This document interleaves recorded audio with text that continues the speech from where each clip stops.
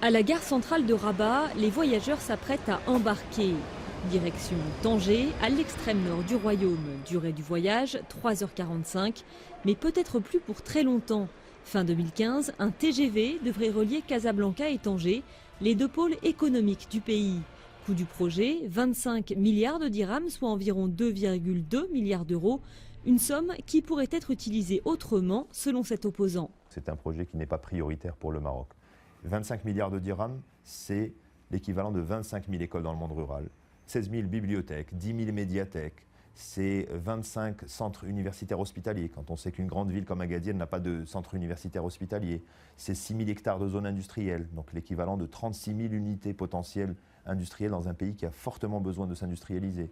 Les détracteurs du projet rappellent que le Maroc est classé 130e selon l'indice mondial de développement humain et que de très nombreuses régions ne sont pas encore desservies par le rail classique. Regroupés dans un collectif, Stop TGV, ils appellent à l'arrêt du chantier.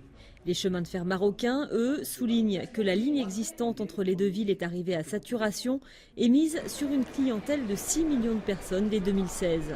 Le choix, c'est d'augmenter la capacité de la ligne. Et donc, on avait normalement le choix entre deux options. Soit aller rectifier et doubler la ligne existante, ou bien faire une nouvelle ligne à grande vitesse. Et donc, le coût, la différence entre les deux, c'est 30%.